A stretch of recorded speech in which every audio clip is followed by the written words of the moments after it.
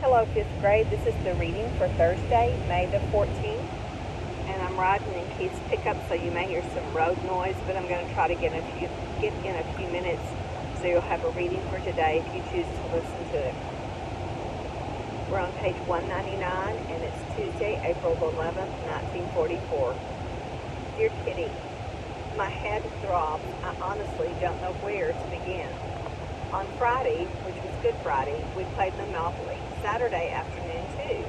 These days pass quickly and uneventfully. On Sunday afternoon, on my invitation, Peter came to my room at 4:30. At 5:15, we went to the front attic, where we remained until 6 o'clock. There was a beautiful Mozart concert on the radio from 6 o'clock until 7:15. I enjoyed it all very much, but especially the Klein Nacht music. I can hardly listen in the room because I'm always so inwardly stirred when I hear lovely music.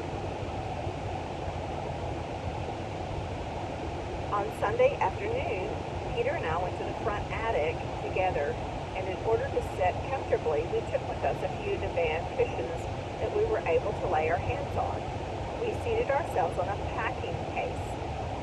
Both the case and the cushions were very narrow, so we sat absolutely squashed together, leaning against other cases. Lucci kept us company, too, so we weren't unchaperoned. Suddenly, at 9:15, Mr. Van Don whistled and asked if we had one of Dussel's cushions. We both just jumped up and went downstairs with Cushion, Cat, and Van Don. A lot of trouble arose out of this cushion because Dussel was annoyed that we had one of his cushions, one that he used as a pillow. He was afraid there might be fleas in it and made a great commotion about his beloved cushion. Peter and I put 2 hard brushes in his bed as revenge.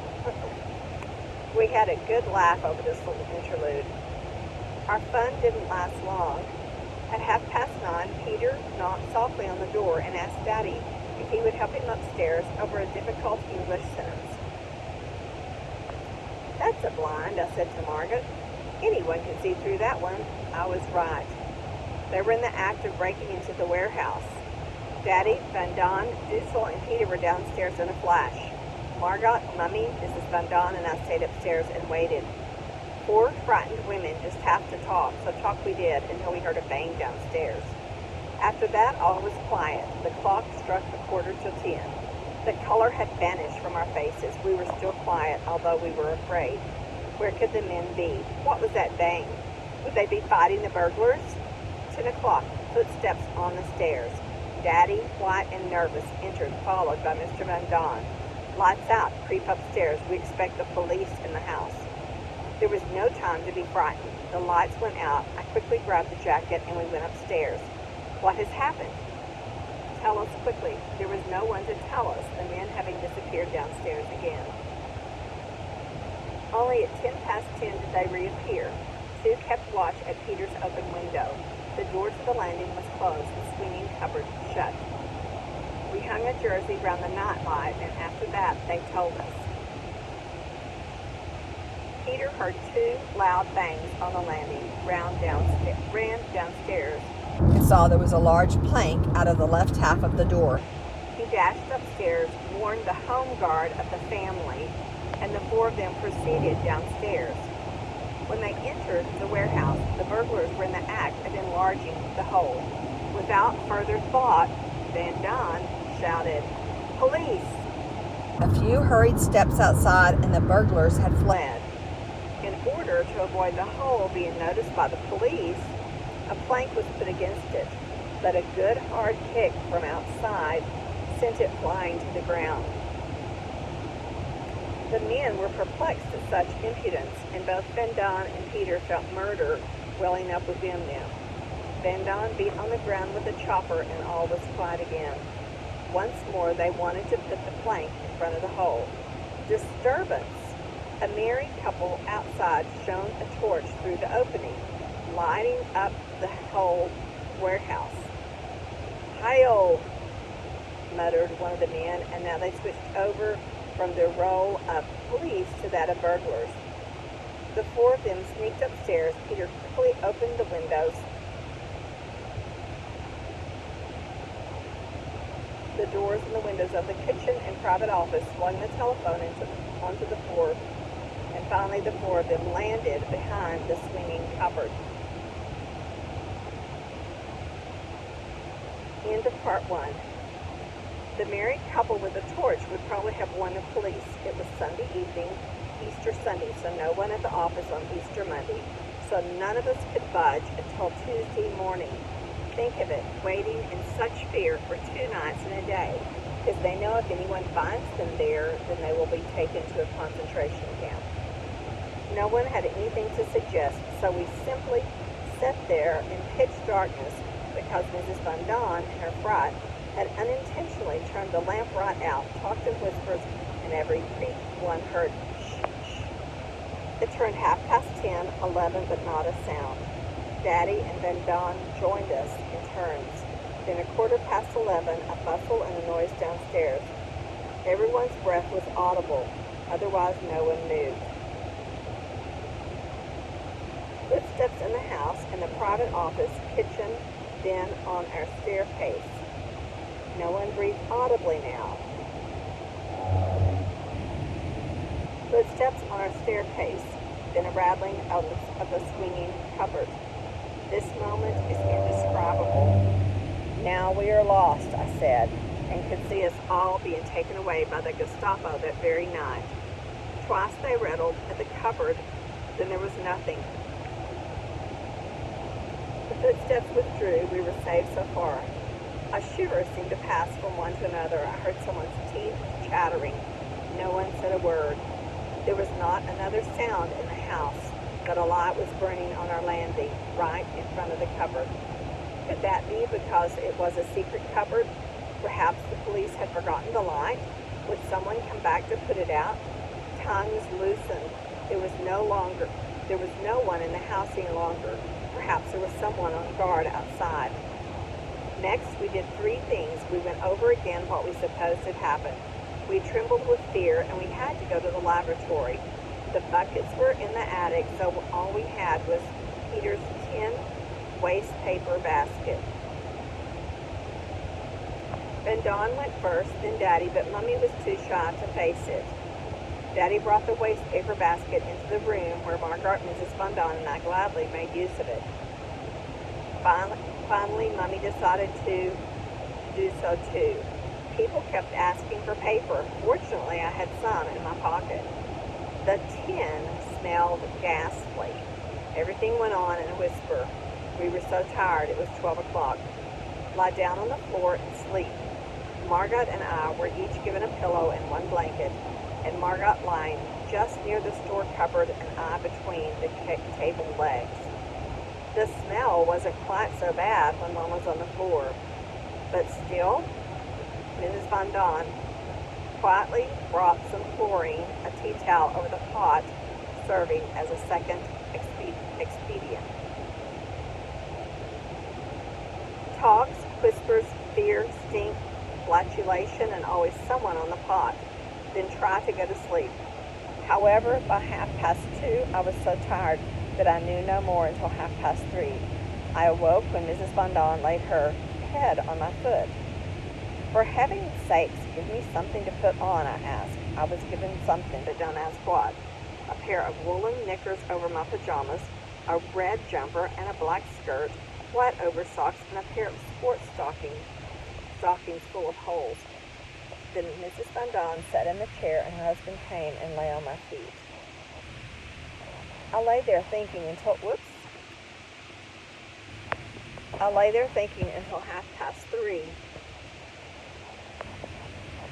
shivering the whole time, which prevented Van Don from sleeping. I prepared myself for the return of the police. Then we'd have to say that we were in hiding. They would either be good Dutch people, then we'd be saved, or NSB'ers. And look at your 1 at the bottom, the Dutch National Socialist Movement. Then we'd have to bribe them. In that case, destroy the radio, sighed Mrs. Van Don. Yes, in the stove, replied her husband. If they find us, then let them find the radio as well. Then they will find Annie's diary, added Daddy. Burn it then, suggested the most terrified member of the party. This, and when the police rattled the cupboard door, were my worst moments. Not my diary. If my diary goes, I go with it. But luckily Daddy didn't answer. There is no object in recounting all the conversations that I can still remember. So much was said. I comforted Mrs. Von Don, who was very scared. We talked about escaping and being questioned by the Gestapo, about ringing up and being brave. We must behave like soldiers, Mrs. Von Don. If all is up now, then let's go for Queen and country, for freedom, truth, and right, as they always say on the Dutch news from England. The only thing that is really rotten is that we get a lot of other people into trouble, too. Mr. Von Don changed places again with his wife after an hour, and Daddy came and sat beside me. The men smoked non-stop. Now and then there was a deep sigh. Then someone went on the pot, and everything began all over again. 4 o'clock, 5 o'clock, 5:30.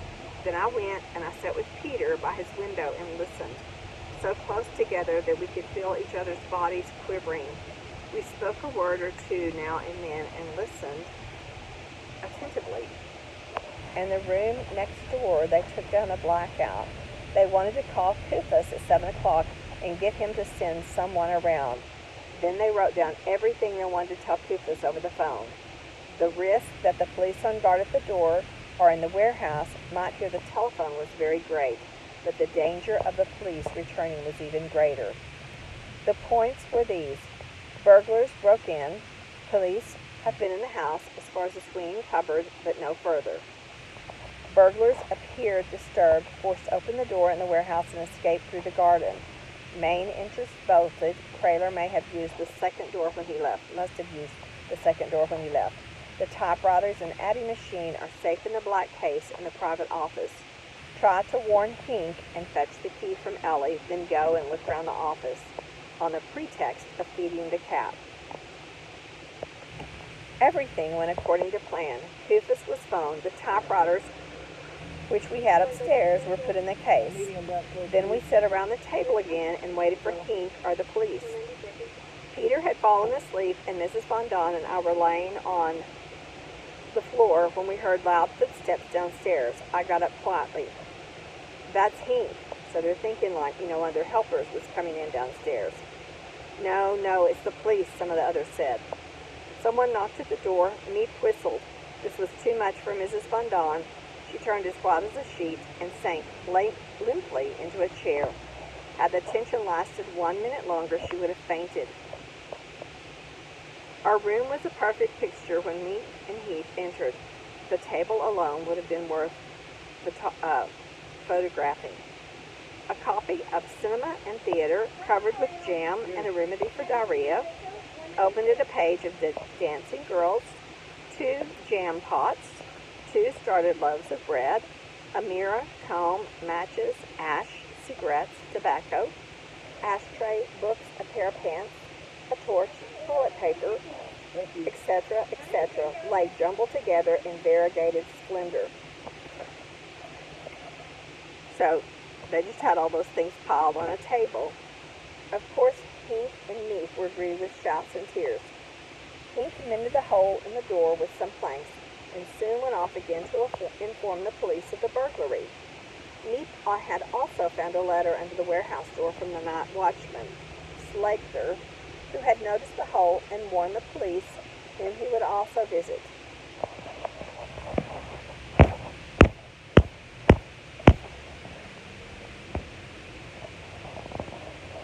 So we had half an hour to tidy ourselves. I've never seen such a change take place in half an hour. Margot and I took the bedclothes downstairs, went through the WC, remember that stands for water closet, and that was their restroom, washed and did our teeth and hair. After that, I tidied up the room a bit and went down upstairs again. The table there was already cleared, so we ran off some water and made coffee and tea, boiled the milk, and laid the table for lunch. Daddy and Peter emptied the potties and cleaned them with warm water and chlorine.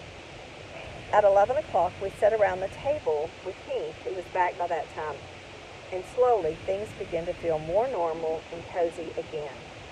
Hink's story was as follows. Mr. Slater was asleep, but his wife told Pink that her husband had found a hole in our door when he was doing his tour around the canals, and that he had called, and you remember this is happening in Holland, and they have canals instead of streets where you can go down the canal with a boat rather than a street with cars going down it. And that he had called a policeman who had gone through the building with him. He would be coming to see Kraler on Tuesday and would tell him more then. At the police station, they knew nothing of the burglary yet, but the policeman had made a note of it once and would come and look around on Tuesday. On the way back, he happened to meet our greengrocer at the corner and told him that the house had been broken into. I know that, he said quite coolly. I was passing last evening with my wife and saw the hole in the door. My wife wanted to walk on, but I just had a look in with my torch, then the thieves cleared at once. To be on the safe side, I didn't ring the police, as with you. I didn't think it was a thing to do. I don't know anything, but I guess a lot. Pink thanked him and went on. The man obviously guesses that we're here because he always brings the potatoes during the lunch hour. Such a nice man. So the grocer that delivers some of the food realizes that there are probably people in hiding in the secret annex, which is the top of that office building. But he didn't. He's not telling on them because some people, if they thought they were there, would tell the police and they would come and get them and take them to a concentration camp. It was one by the time Pink had gone and we'd finished doing the dishes. We all went for a sleep. I awoke at 2:45 and saw that Mr. Dussel had already disappeared. Quite by chance, with my sleepy eyes, I ran into Peter in the bathroom. He had just come down from upstairs where he sleeps. We arranged to meet downstairs. I tidied myself and went down. "Do you still dare to go to the front attic?" he asked. I nodded, fetched my pillow, and we went up to the attic. It was glorious weather, and soon the sirens were wailing. We stayed where we were. Peter put his arm around my shoulder, and I put mine around his, and so we remained, our arms around each other, quietly waiting until Margot came to fetch us for coffee at 4 o'clock. We finished our bread, drank lemonade, and joked. We were able to again. Otherwise, everything went normally. In the evening, I thanked Peter because he was the bravest of all. None of us has ever been in such danger as that night. God truly protected us. Just think of it. The police at our secret cupboard, the light on right in front of it, and still we remain undiscovered. If the invasion comes and bombs with it, then it is each man for himself. But in this case, the fear was also for our good, innocent protectors, me and the other people that are helping them get food and helping hide them. Because if the authorities found out that those people are helping them, they would be killed also. We are saved. Go on saving us. That is all we can say. This affair has brought quite a number of changes with it. Mr. Dussel no longer sits downstairs in Kraler's office in the evenings, but in the bathroom instead. Peter goes round the house for a checkup at 8:30 and 9:30. Peter isn't allowed to have his window open at nights anymore. No one is allowed to pull the plug after 9:30. This evening there's a carpenter coming to make the warehouse doors even stronger. Now there are debates going on all the time in the secret annex. Kraler reproached us for our carelessness. Pink, too, said in a case like that, we must never go downstairs. We have been pointedly reminded that we are in hiding, that we are Jews in chains, chained to one spot without any rights, but with 1,000 duties. So they're not really in chains, not literally are they held down by chains, but they're in that one secret hiding spot and they can't go anywhere else, and they can't be seen. We Jews mustn't show our feelings, must be brave and strong, must accept all inconveniences and not grumble, must do what is within our power and trust in God. Sometime this terrible war will all be over. Surely the time will come when we are people again and not just Jews? Who has inflicted this upon us? Who has made us Jews different from all other people? Who has allowed us to suffer so terribly up till now? It is God that has made us as we are, but it will be God too who will raise us up again. If we bear all this suffering, and if there are still Jews left when it is over, then Jews, instead of being doomed, will be held up as an example. Who knows, it might even be our religion from which the world and all peoples learn good. And for that reason, and that reason only, do we have to suffer now. We can never just become Netherlanders, so people who live in the Netherlands, or English, people who live in England, or representatives of any country for that matter. We will always remain Jews, but we want to, too. Be brave. Let us remain aware of our task and not grumble. A solution will come. God has never deserted our people. Right through the ages, there have been Jews. Through all the ages, they have had to suffer, but it has made them strong, too. The weak fall, but the strong will remain and never go under. During that night, I really felt that I had to die. I waited for the police. I was prepared, as a soldier is on the battlefield. I was eager to lay down my life for the country.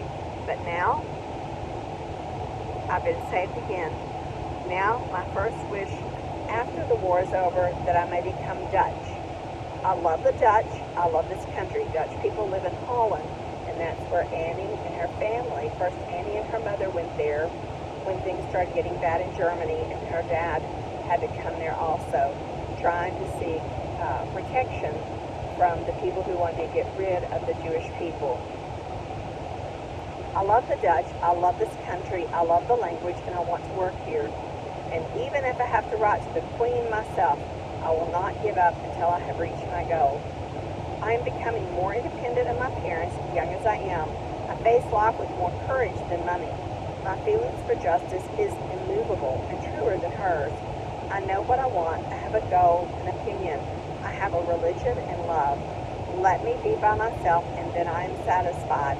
I know that I'm a woman with inward strength and plenty of courage. If God lets me live, I shall attain more than Mummy ever has done. I shall not remain insignificant. I shall work in the world for mankind. And now I know that first and foremost, I shall require courage and cheerfulness. Yours, Annie. Think about that when you're reading all this, how young she was. I think she was about 15 at this point, maybe getting close to 16. And she had been through terrifying things, not knowing if her life would end or if she'd be allowed to live, all because she was Jewish. Let's go ahead and read Friday, April the 14th, 1944. Dear Kitty, the atmosphere here is extremely strained. Kim has just about reached boiling point. Mrs. Von Don is in bed with a cold and trumpeting away. She's coughing, blowing her nose, making lots of noise. Mr. Von Don grows pale without his fags, and that's a name for cigarettes. Dussel, who is giving up a lot of his comfort, is full of observations, etc., etc. There is no doubt that our luck's not in at the moment. The lavatory, that means the sink, leaks, and the washer of the tap has gone, but thanks to our many connections, we shall soon be able to get these things put right. I'm sentimental sometimes, I know that, but there's occasion to be sentimental here at times. When Peter and I are sitting somewhere together on a hard wooden crate in the midst of masses of rubbish and dust, our arms around each other's shoulders and very close, he with one of my curls in his hand. When the birds sing outside and you see the trees changing to green, the sun invites me to be out in the open air when the sky is so blue, then I wish for so much. One sees nothing but dissatisfied, grumpy faces here, nothing but sighs and suppressed complaints. It really would seem as if suddenly we were very badly off here. If the truth is told, things are just as bad as you yourself care to make them. There's no one here that sets a good example. Everyone should see that he gets the better of his own moods. Every day you hear, if only it was all over. My work, my hope, my love, my courage, all these things keep my head above water and keep me from complaining. I really believe this. I really believe, kids, that I'm slightly Bats today, and yet I don't know why. Everything here is so mixed up. Nothing's connected anymore, and sometimes I very much doubt whether in the future anyone will be interested in all my tosh. The Unbosomings of an Ugly Duckling will be the title of all this nonsense. My diary really won't be much use to Mrs. Volkelstein or